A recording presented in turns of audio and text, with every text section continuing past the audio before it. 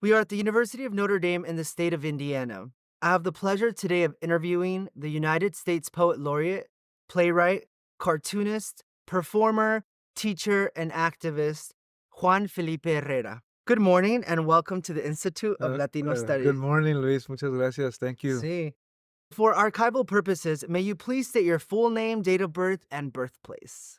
Juan Felipe Herrera, December 27th, 1948, and Fowler, California. Yes, California. Great. Let's begin with Juan Felipe's start.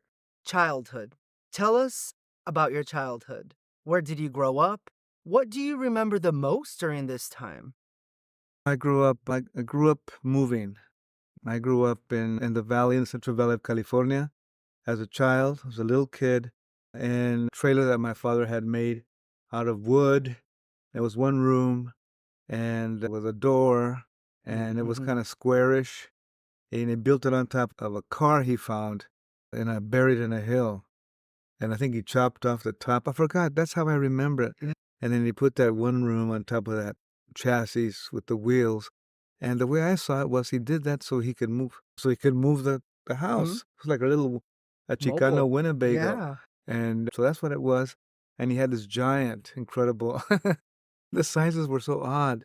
It was like a 40s army truck that he Mm. got, and I'm sure he got either in Mesquite, southern Nuevo Mexico, or he actually got it at an auction in Fort Bliss. I don't know where he got it, but he had to have purchased it in that area, because he also used to have family also in Las Cruces, in the small Uh, towns outside of Las Cruces, which I just discovered in 2010. So I've had two lives with families. My own only child family traveling in that smaller box, which was a house, moved by an immense truck. There was an army truck. So that's how I grew up. And then later, 2010, not that long ago, yeah. I met my sisters and brother out of Wow. a larger group of Yeah. brothers and sisters who had passed away already, Hmm. because they're in their 90s. And one of my sisters is in her 90s and mid 90s, and my other sister is in her 80 is around 87. So I go over there now and visit. But my early years were in that famous one-room bread loaf being pushed by or carried by my father's army truck to the small towns. Until 1955, we stopped for a little while in Escondido, which was a very Mm. revelatory time for me. It was beautiful because it was a little ranchito, maybe a half an acre, that my father worked for it wasn't Mr., I want to say for Mr. Garcia, who didn't have any papers, yet he owned the house and the land, which was fine, beautiful. Somebody had to get a little piece of land, and his children that I made friends with, and a little cat. And I used to feed the pigs, and the rooster used to chase me, and I used to plant corn with my father, and I would tend some part of that little garden and plants that my father planted and made sure they grew. But the revelatory moment came when the migra appeared one day Mm. and took that family out and left in that van. And I knew what was going on because my mother talked about it, Hmm. and my father didn't say anything about it. If he did, he talked to my mother, but she told me what was going on, and I was 5 years old, and I saw that happen, and I still remember it, my friends and that family, and all of a sudden, a little micro ranchito was empty. So we just had to get out ourselves. Hmm. We had to leave. And we did, and go to the mountains of Ramona. Every place was another discovery for my father. We're gonna do something here, and we'll see what we can do and build from scratch, total scratch. Wow. That's the early times for me. Yeah, a lot of traveling. So, Yeah.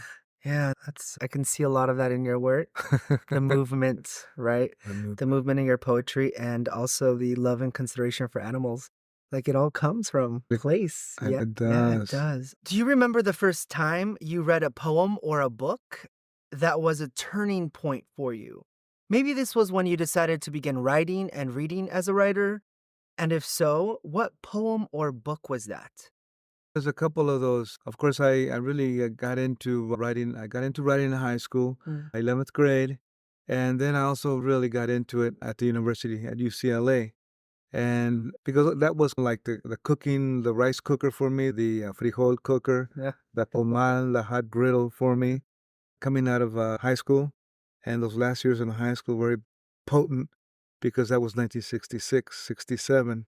And it was potent because we were building up to 1968 and 69, where the Vietnam War really started to fall apart Mm.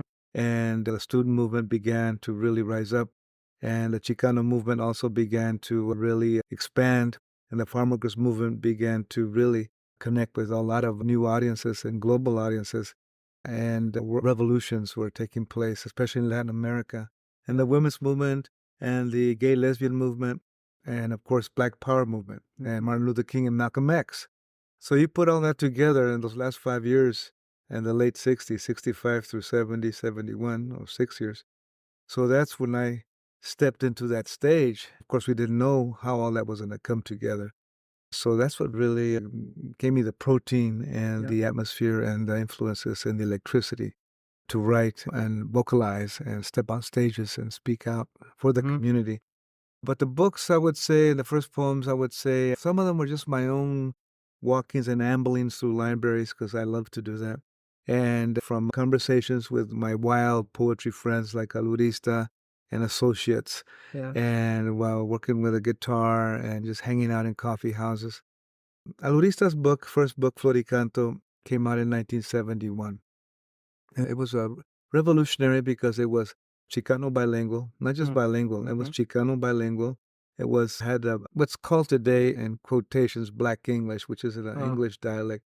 And so he used some jazz, African American jazz words or jazzy words in his poetry. He wrote letters to Emiliano Zapata in this book. He used Nahuatl, Mesoamerican language, and Rise Up Power movement words in this yeah. book, and some Pachucada, some Borderlands Spanish. So that was very influential. And because I knew him, we used to live Mhm. together in middle school. And he lived in my place, a little apartment in San Diego, and I lived in his place, a little tiny brick house on the mountains of Tijuana. So that was really great for me and for all of us. But the poems that that I remember, I think from my own explorations were the ones from Antonin Artaud, the French surrealist of the 20s and 30s and in Paris, in France, and his excursions into Veracruz, into Mexico, to explore the Tarahumara lifestyle and rituals, most of all the rituals. So he invented language because he got into a ritual language, Mhm. ritual incantatory uh, kind of language. So those poets of that time in Europe, and also then Aludista, who exploded out of nowhere. Yeah. I don't know, one day he just exploded. I remember he told me on B Street. It was probably 15th and B Street. And we always lived on B Street. I lived on C Street, then I lived on B Street, and he lived on B Street. To be or not to be. And he said, today, Juan, he says, today, from this day on, I'm a Chicano. And he just, Mm. I don't know. Something happened.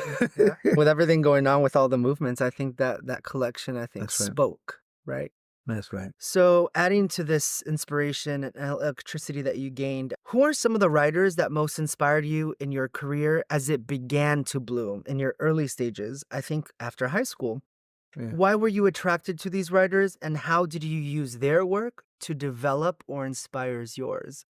By the late 70s, I think there was a period in the mid 70s where I just didn't write. Mm. Maybe 70, 74, 75. I just cooled out because I had done my first book by 74, Rebosos of Love. We have woven Sudor de Pueblos on our back. I give it like a 4-line title, and I didn't use any page numbers and I didn't Yeah. use page titles because I thought that was like old school. I said, Silly. yes, that's so old school. Come on, let's Yeah. get the ball rolling. But after that first book in the mid 70s, I was involved with a lot of community work and I just let that go a bit. And so then I got back on it in the late 70s again. And that's when I went to Stanford and then I met up with Francisco Alarcón and I met up with Victor Martinez from Fresno. And Francisco had come in from Wilmington, LA, and we both met at Stanford University. Mhm. We were probably the only Chicanos at the graduate Mhm. orientation. And we both just gravitated toward each other and started yapping and talking and hanging out. Uh, then I made good friends with both of them, Victor Martinez and Francisco Alarcón, and they were just monstrous Yeah. readers in literature, monstrous. So I had two teachers. Yeah. Francisco Alarcón would talk about the Brazilian poets. Luis de Camões, he would talk about Fernando Pessoa. And then he would move up and talk about Borges.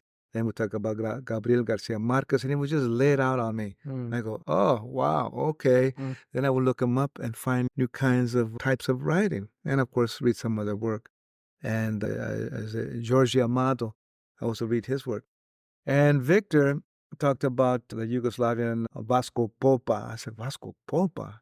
What on earth is What is going on here? that? So I looked up Vasco Popa, and it was great. Yeah. He was great. And on. And we talked about Neruda, and Francisco interviewed Cortázar, and we would talk about Cortázar. And Francisco was highly active in interviews with Latin American poets that come through Stanford Mm. at Fernando Alegria's house in Palo Alto. So then I would hang with Fernando Alegria and Victor and Francisco, and they would be talking about all the things they were doing, and I was just a great, lucky, fortunate recipient of the conversation. Observer. Observer. And then we organized many readings Yeah. together, the three of us, and we formed a group called Poetas Humanos. I said, let's put a group together, and let's call it Poetas Humanos after the great Peruvian Cesar Vallejo. And we talked about Cesar Vallejo. So, Cesar Vallejo, Vasco Popa, Pablo Neruda, Julio Cortázar, Gabriel Garcia Marquez, and Luis de Camões. And then the poetry got going. So those were high influences, deep influences, international and global influence, Latin American influences. Yeah. And in San Francisco, even where we had the previous Latino literary project, El Pocho Che, Mm. that had started in the mid-70s or so. And Alejandro Murgia, Roberto Vargas, Lina Serrano, Janice Miriquitani, and associates, Geraldine Kudaka. And they were doing a lot of work as writers and poets in San Francisco already, in the community, on their own, doing things, Yeah. publishing material. So I had local poets that had been building up poetry, Latino, Latina, multicultural poetry in the Bay Area. And then I had Victor Martinez, a literary monster from Fresno, moving into San Francisco in the same building where I was. Yeah. And Francisco Alarcón, when we were at Stanford, just spitting out all these things about all the things he was doing and reading in the Spanish and Latin American department. Yeah. So I a lot of community, right? And the importance of having a community as a writer, as an artist. That's right. And a lot of our inspiration comes from that community, I think. That's right. That's where change happens. That's where change happens. And if we write by ourselves, it's excellent. But you're going to miss all Everything this else. rich soil, Yeah. black soil. You're going to black and red soil. You're going to miss it, Yeah. which we need with each other. Which kind of touches on the saying, you can't do it all yourself. You can't do it all yourself. You Yeah. can't do some of it yourself. You're responsible. You're the artist, but the artist needs a palette, Yeah. a very large You palette. can't paint without colors, right? You can't paint without colors. So, talking about community and kind of responsibility, do you believe we have responsibilities as artists through our work to try to communicate social change? Do you think it is important to make work that provokes audiences to rethink their stance on certain current issues rather than just creating work just because art's for art's sake? I remember that question. That was one of the big questions that we had in the early 70s. Yeah. That was a major question because we had the great Latin American concerns of artists that were involved in, that wanted to be involved in the revolutions of Central America and Latin America in general. And they were young intellectuals. We used those words back then. And there was always the question, is it art? Are you doing art for art's sake? We have to do art for social change. It's always a major issue. In the end, at the heart of it, no matter what you write, and if you write it for the people, or if you write it just for yourself, or you write it for your poetry, it is going to flow out. It is going to flow out. Everybody's different. The audience has many perspectives. A person has many perspectives. Yeah. So once you have an audience, you have a zillion perspectives. So there's not just one type of poetry for one type of audience. You don't have to say, let's go out in the streets and protest for ABC causes or cause. You can just express yourself. And from that expression, we'll get insight. We'll gain insight. Just the fact that you're playing with language is insight. because sometimes we don't get to play with language. Sometimes we have to work from whatever, 4 in the morning to 11 at night, Yeah. and to have a moment to hear someone play with language that we don't have, that the community doesn't have. We go, "Oh, yeah. That's beautiful." We need to see ourselves doing beautiful things. However, if you say something, write something that relates to the recent event, or just Mhm. as a supportive poem, and its imagination, or its way of speaking, you're speaking in a bilingual flow, or you're using words that are recognized Mhm. in this particular community, that's amazing too. Yeah. The bottom line is that both are highly beautiful, and to divide ourselves in two pieces, we're going to lose something. So the more Mhm. we embrace abstract, meditative, personal, Yeah. and social, political, and public, is good, because then we'll have a third voice. Yeah. We'll have a third voice instead of just one. As artists, we all have our definitions of what poetry is or should be. My question is this: Okay. what is poetry to you? What makes a poem? And who has the right to say if poetry is good poetry or bad poetry? That's also one of those debating. Every artist. You start wrestling on the floor there, Yeah. throwing tamales on the wall. Enchiladas. Chitadas on the wall. One of my profs, Marvin Bell, when he reads from Iowa, he says, just want the audience to know that no one knows what a poem is. And then he starts reading it. It's like that. We create categories for things, and that's good too. It's very useful. But in art, every artist has said, this is not a painting. Painting is dead. We have to change. Or this is not performance. Yoko Ono would walk out nude, and I said, and that was art, and do something, or just sit still. Or her and John Lennon would be in their bed, and they would have a sleep-in art piece, and you couldn't see them. They had the sheet over themselves, and the cameras were all around them, and that was like an interview performance art piece. So is that art? Is that not art? Is that performance?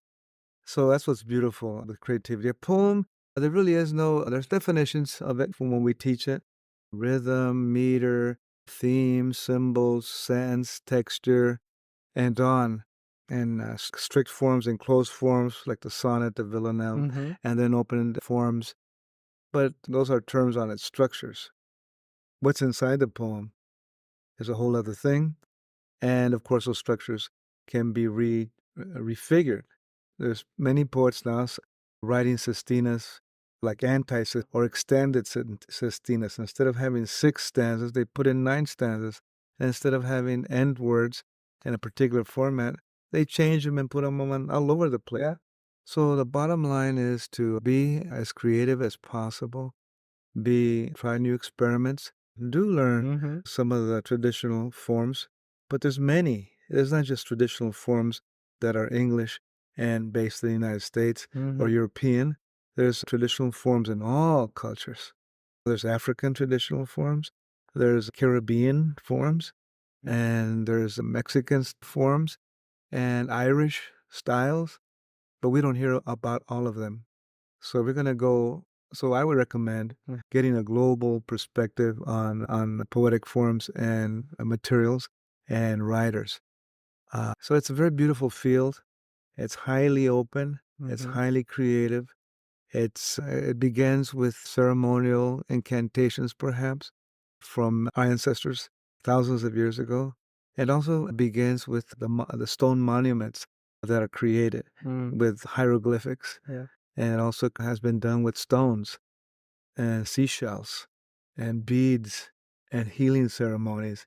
It's the life of the people, the voice of the people, and the deep core of what really we have that moves us forward and to assist the community, the village, and to heal people, and also to play and to have new thoughts and put new things together and take off our clothes and put ink on the wall. Create art. I'm getting a sense of there's more than the self in the process of what poetry is. And I think allowing yourself to, like you said, take it globally, I think that will redefine what poetry is. That would And I redefine think it. that's wonderful. Going a little back to role models. Role models are very important to have, and for any poet, artists and whether they are beginners, emerging, or like you, a model themselves. As a current PLOTUS, or Poet Laureate of the United States, you will forever be a role model to most of us Chicanos and Mexican American poets and writers for many years to come. Knowing this and in reflecting in the honor that you have with this title, what are your future goals in respect to nourishing the next wave of artists? What are Juan Felipe's Herrera's plans for the future? My plans for the future really are the same as they have always been, is to continue writing and to assist others to write and to call on others to write, our communities to write, to speak up and to be present. We have an issue of having many, for example, Latinas and Latinos in the United States. Our numbers are extremely large and growing every split second. However, our presence is for some strange reason, is not available. Our books that we've written since Alurista's book in 1971, there's many.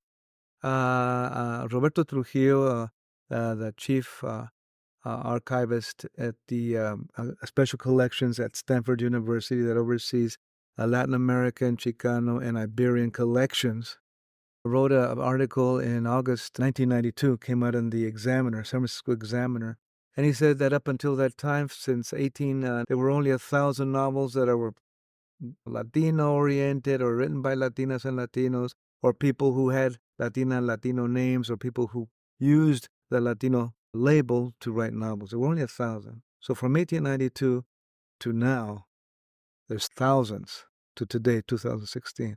And children's books are just exploding, Latino children's books.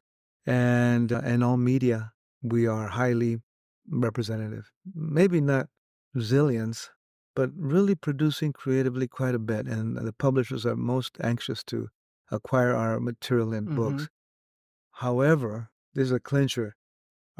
Such growth of materials and ourselves as a community, we're not visually, I'm talking about visually, we're not visually present and in the media and in society at large. We walk around, but go to Walmart, we're at Macy's, we overtake Macy's and we're overtaking Walmart. And the theaters, I feel like I'm in Texas in a theater, or I feel like I'm in Logan Heights when I'm in the theater. But however, in the media and as people speak, it's as if we were like only 10 people and no one really even knows what a Latino is or Latina is. We think people do. So we're in an interesting position. So one of my missions then is to let people know, or to remind everyone and to support everyone in becoming more visually present by speaking, by writing, and perhaps, but just taking photographs and making interviews like yourself. Here's a big poster. This is what we do. Check it out. This is what we do here in Notre Dame. And giant size. If the casinos can put wall-size posters of their wheels that spin around and little numbers and people smiling because they're going to make $1 million, if they can put a wall-size poster about what they're doing, and of course that's a business, and there's many other businesses that do the same thing, we need to have our images up there. Otherwise, we just recede into the wall, even though we have produced a lot and accomplished a lot. So I think being present and being vocal and being visible is a major goal. And I want to assist in that. As you mentioned earlier, times are changing. People are changing, and this country is about to change forever because of the next presidential election. With that said, in your eyes, how does the future look for poetry and art in general? Do you believe more people will try expressing themselves due to the fact that our country is at war, and race, gender, class, and education, among others, are the bullets to America's loaded guns? Of course, I don't believe in guns. And I know what you're saying. We're facing a challenge. We're facing a challenge because the humanities in K through 12 are eroded, are eroding, and they're being pushed out. And in the universities as well, they're not really seen as having a value as much as, let's say, the sciences or the life sciences and on labs and physics and astrophysics. which are all exciting. They're totally exciting. Those are amazing fields. Finding unambiguous star systems through particular kinds of optics called pipelines. Those are excellent. Mm. But like I was mentioning last night about Einstein, who used poetic moments to find a new way of approaching problems that he encountered in his formulas about the theory of relativity, we do need the humanities. We do need poetry. We do need art. So that's a problem. So it's a major problem because then that wipes out creative writing, that wipes out literature, that Mhm. wipes out visual art, and all the Wipes out arts, this? and wipes this out, Yeah. and dance and the new types of arts that are emerging. So we're pushing art out into the margins, and we're pushing the techniques and the teaching of the arts out into the margin, and we're pushing the history of the arts, which are the history of our peoples. Mhm. Peoples who are at the margin create a lot more art than the people at the center. Society is more creative at the margins than at the center, and all people are creative. However, at the center, we have the major institutions that move things, and they're slow-moving institutions because they're big and complex. At the margin, there's questions, there's rebellion, there's new ways of seeing the world, there's more observation, there's sharp listening, and there's using whatever materials you can find to create new things and voices that are angry, voices that are questioning, voices in protest, voices that are just isolated and are trying to find a voice, even though there are voices. So, how do voices that are at the margin then create art if the arts are being minimized? Perhaps, as always, picking up whatever you can. But that's at this time, with such great advances, it's a highly unequal system. And before things were, you could grab a harmonica, get a guitar, and you hit the streets like Bob Dylan or Lead Belly Yeah. or Blind Jefferson, all the blues, early blues, rhythm Yeah. and blues Mhm. artists and jazz musicians and painters. But now we have a very uneven system where the arts are being pushed out, the margins are getting further out, and the center is getting more hardened. So it's going to be a question. Yeah. It's a big question how to go about dealing with that. So we have to promote the humanities. We have to promote literature. We have to promote writing, even it is even and all the arts, even if it is in our little storefronts.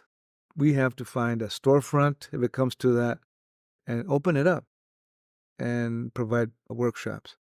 And we also have to talk directly with our educational institutions and representatives Mhm. to continue funding the arts because they're highly needed, because that's where critical thinking takes place, and that's where new ideas are discussed in new ways. We can't discuss new ideas in old ways.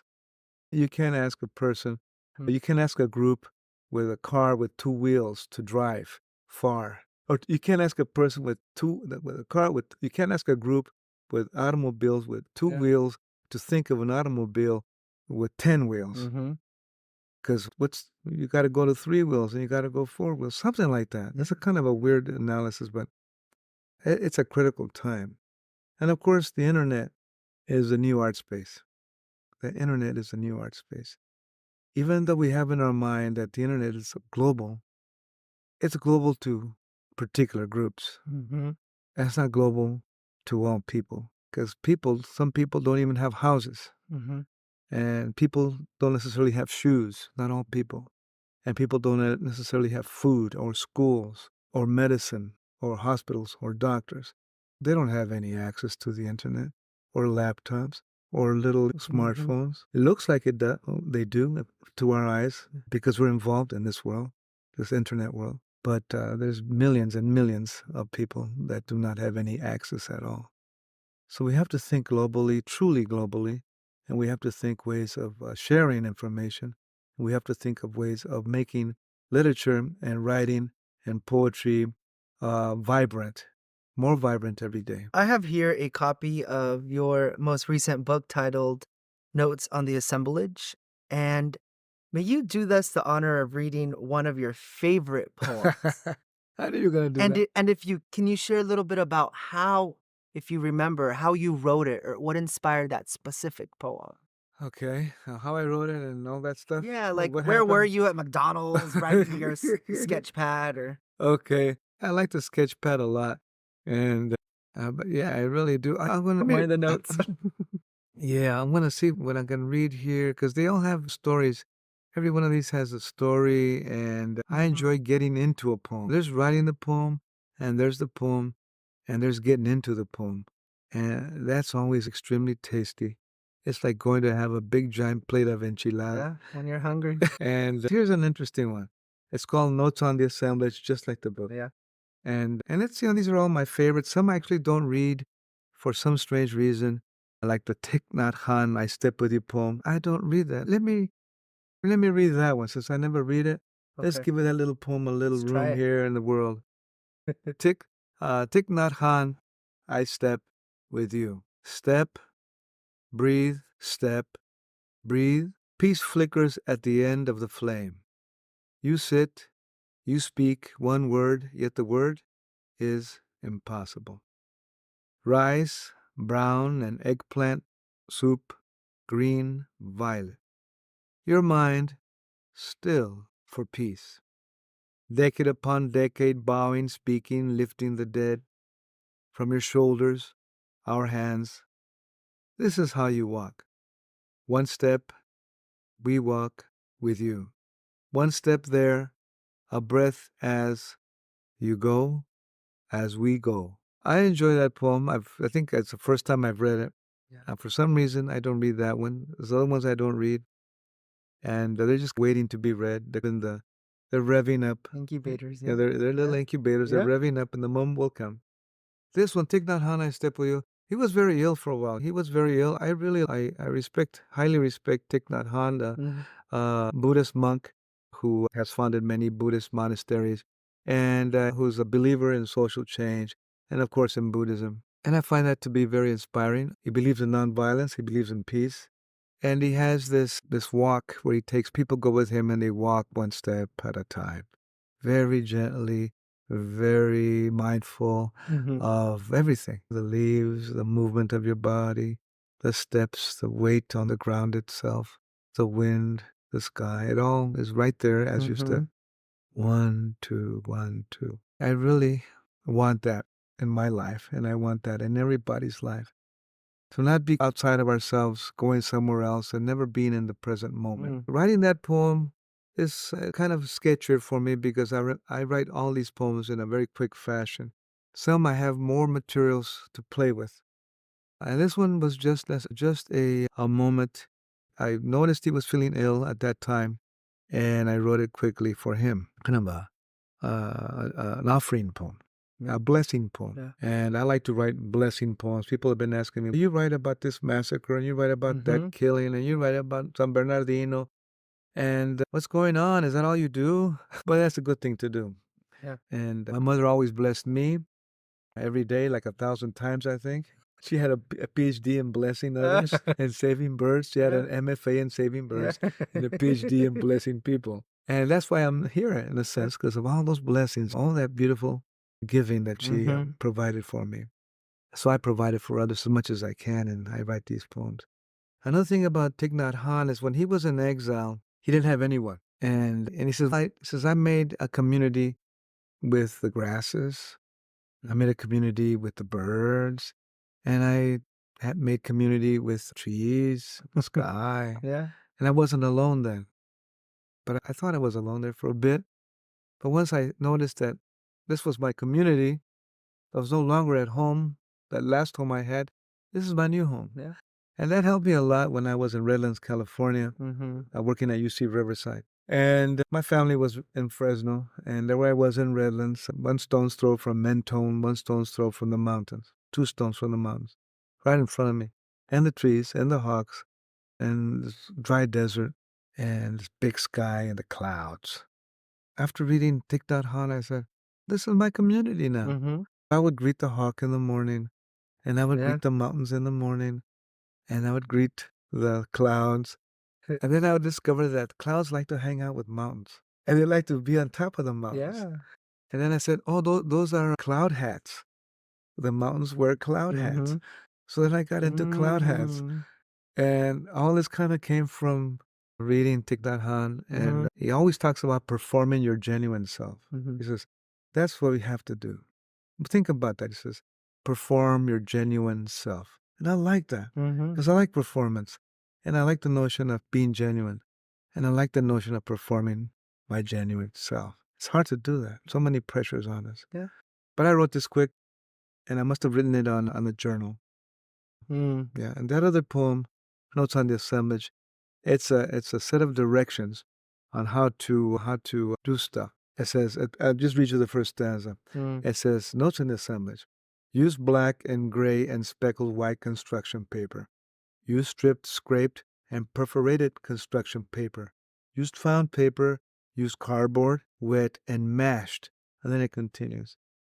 And those were actually initial instructions for me in my journal to create an art piece. I wanted to use those Mm-hmm. materials. It wasn't a poem, but then I liked it, so then I extended it, and it became this thing called a poem. Yeah. Or what we call a poem. So those are two kind of ways of getting at poetry that I like. Sometimes I just find some stuff I've been writing, and I didn't consider it poetry. It was Yeah. like a letter or a fragment, or an instruction on how to do a project. I wanted to make Mm-hmm. sure I had the ideas down before I forgot. Yeah. And then I said, wait a minute, I like that. It's a poem now. Hey, by the way, you're a poem now. Then I added a few lines. Yeah, it's funny that you say, "Oh, I've never read this poem," but in hearing it, it feels like you've read it a million times. And I think it goes back to you being your genuine self. Because of that, it feels like the poem is 100 years old, right? The timing and the themes and the way you read it with breath, it was beautiful. And so thank you very much for doing that. I have you. two more questions for you. Plotus. Okay, Plotus. okay. Let's talk about this title a little bit. You are the nation's first Latino poet laureate. Can you go through the day of when you were first notified that you were chosen to be the poet laureate of the United States? And also, how was it to meet the President of the United States, President Barack Obama? And how has that shifted you as a person and artist? Oh, those are three great questions. Jeez. I don't know. We have time? What was the last piece? How has it affected me? Yeah, how's it shifted you? Shifted me, yeah. A lot of shifting goes on. Mm-hmm. And that's one of the biggest questions. I was at the University of Washington in Seattle teaching American Ethnic Studies. I had retired from UC Riverside. Mm-hmm. And a good friend of mine, Laura Flores, who was the chair of that department at that time, this is incredible, spring of last year. I can't believe it's been 40 years, but it's only actually been like a year. Oh, one, It yeah. feels like 40 years. So I was there. He says, Juan Felipe, would you like to teach a couple of classes? I go, definitely, for sure. I'll be off that. I'm retiring. So then I went ahead and did that. And there I was. And he was very generous, Laura Flores, a good friend, and who also talks about literature and who I also Mm-hmm. listen to and I write notes. Yeah, that's fine. So that's where I was, and I know Rob Casper. I had met Rob Casper, who was the director of the Literature and Poetry Center at the Library of Congress, Mm-hmm. that's in charge of the poet laureate process. Yeah. He's not doesn't make any decisions, but Mm-hmm. he's part of that. I report to him in a sense. Yeah. That's what I mean. I kind of report to him, and I tell him the kind of projects I'm into and I want to do. Because this is the poet laureate position of the U.S. has the entire Library of Congress as a support system. Yeah. So if I say I want some books on Aztec codices, oh, well, here's one, original. They'll go pick one up. There's a couple there, and they put them on the table, and I get to look at them and work with them. Or the Don Quixote, first book of Cervantes. Here it is, the original, one of the originals right here. Then I get to look at that, which is very generous of the library. Rob Casper I had met in L.A. at Poet Out Loud Poetry Series that Louise Steinman runs at the main library in Los Angeles. So she invited me, and at that time Rob Casper was director of I believe of the Poetry Society of America. I hope I got that. So he was in charge of many projects throughout the United States, see how they're running and making sure that if they needed anything else. So he came to L.A. that time to just look at that Out Loud series. And so we met and we got lost in town, not far from the library, looking for something to eat. I said, oh, there's nothing to eat here, Rob. Let's turn back. And we found a little tavern that had grilled cheese sandwiches. This is a long story. I'm going to get right to it. And we ordered some grilled cheese sandwiches, and they were this big. They were as big as pancakes. They were as big as pizzas. They were big as pizzas. Yeah. Grilled cheese sandwich that big. Looked like a pillow or a face warmer or Yeah. something. And I said, "Look at this, Rob." So we goofed around about grilled cheese sandwiches. We Mhm. made a lot of jokes about grilled cheese sandwiches. So time passes. I'm at the University of Washington in Seattle. And Mhm. he says, "Oh, by the way," he calls me up. "Hey, Juan, how you doing?" I said, "Oh, I'm doing great." Hey, he said, "Have you had any grilled cheese sandwiches?" "Oh, no, I'm really fine. How about you?" "I'm excellent." By the way, can you be by your phone in a couple of weeks on this day in I believe it was May. Help him right. "Oh, yeah, sure. I'll be on the phone. I'll call you at around 1 o'clock." I said, "Okay. All right, Ruff. Will do. Thank you. Bye. Catch you later."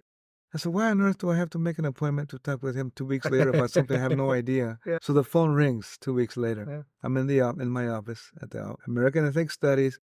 Phone rings. I pick up the phone. I go, "Hey, I got some grilled cheese sandwiches right here. I'm gonna send them to you in a flatbed truck." "Excuse me, sir. This is Dr. James Billington's office, the head librarian of the Library of Congress, and who will talk with you right now." That was how I started my conversation. Yeah. So Dr. James Billington says, "Hello, Mr. Herrera. I'm so glad to have a talk with you. This is Dr. James Billington, and we've been talking about your poetry. Very excited about what you've been doing. As a matter of fact, it was a longer conversation.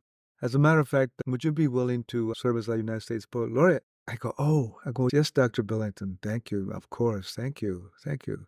I was thinking about the grilled cheese sandwiches. And then I said, "I blew it." Yeah, but I said, "Yes." He says, "Do you have any questions, Juan Felipe?" I go, "Oh, no, Dr. Billington. Everything's just fine. Excellent. Thank you so much. I really appreciate it. It's a true honor for me," which it is. Mhm. "Okay, that's it for now. And I'm so glad that you accepted this position, and we'll talk very soon. We're very honored to have you on board as a Poet Laureate of the United States." I said, "Thank you, Dr. Billington." Hung up the phone. So that was the call. And Rob Casper, with good intentions, of course, had me all set up with receiving the call. He didn't Yeah. tell me what it was about. He couldn't. It was all Yeah. confidential.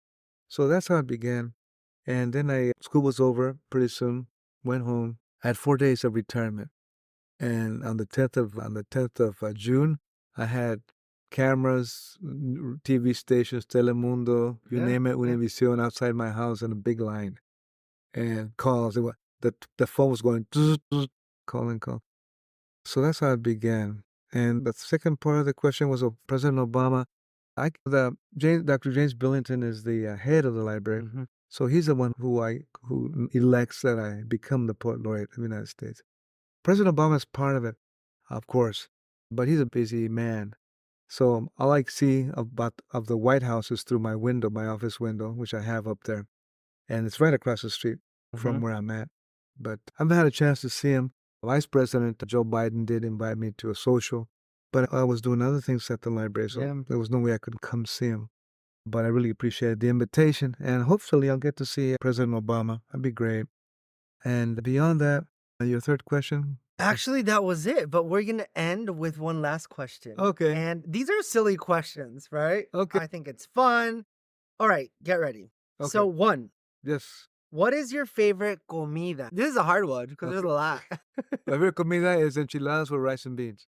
All right, With what color? red with Red. original chile from Hatch Valley in Mm. Nuevo Mexico, cooked up by either my sister Mm. Sara Chavez or Margarita back home, my partner. Yeah. They just cook up a storm. I give it a go, but I forget to put salt or how do you Yeah. you throw the sauce on the grill and then what? Yeah. Then you wet the tortilla and you put it over here, put cheese or you put it back in. Yeah. I miss some steps here and there. Yeah.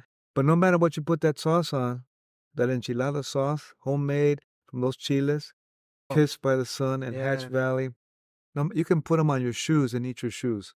Put that sauce on your Yeah. shoes and eat your shoes like Charlie Chaplin. Enchilada shoes. That's your next poem. And if you're hungry, you have a hand like mine, just dip it in sauce. Yeah. Two, Yes, sir. what is your favorite color? Oh, my favorite color. Wow. I like turquoise a lot. I like the blue colors. Mm-hmm. Even though I keep on saying I like yellow and crimson, Chinese red, and I like vanilla pink. I like to like vanilla Yeah. pink, but I think it's gonna have to be in the blues, especially the Yeah. electric, bright, royal electric blue, Mm-hmm. like neon blue, cerulean blue, Yeah. crayon blue, cerulean blue. Oh, I love that. I'll kiss a car if it's cerulean blue. I'll kiss the car because I love that color. Mm. I'm gonna paint myself blue next time I come. I love that Right? color. I'll be here. And last question to close off the interview. If you could be an animal for one day, Mm. what would you be and why? What would I be? I don't think I'd be an ocean animal. I don't think I'd be a mountain animal. Why? I love the elephant. The elephant is my brother and Mm, sister. Elephants, I love elephants. They're so strong and they're just so wise. Yeah, I think I would be a Bengal tiger. Why? Because they have the stripes of the universe on them. Why? I don't know. It's just oh, man. You look at a Bengal tiger's eyes. You better step aside. yeah. They can see and cheetahs can see. I just love it. My mother loved tigers. She had those soft velour sarapes with Yeah. tigers on the wall. Yeah. Bedding on the couch. I guess that's why I'm mentioning the Yeah. tiger. They're so beautiful. I guess because of the beauty. All animals are beautiful. A tiger, the elephant, a horse, Yeah. even a cute baby rooster. A cute little baby chick. Pollito. Yeah. Pollito. And hawks are beautiful. Yeah. Hawks. You ever I seen a would hawk face to face? I have not. Oh, oh. They're looking at you right through you, and the whole cosmos is Yeah. looking because they're pure. It's a pure gaze. Mm-hmm. Animals have pure gazes, and I love them all. And with the stripes of the universe, we wrap up this interview with Juan Felipe Herrera. Thank you very much for joining us. And we are very honored that you have come to the University of Notre Dame. Thank you Thank very you so much. much. Thank you. Gracias. Muchas Yeah. gracias. Yeah. We'll have some enchiladas soon. Let's go have some enchiladas.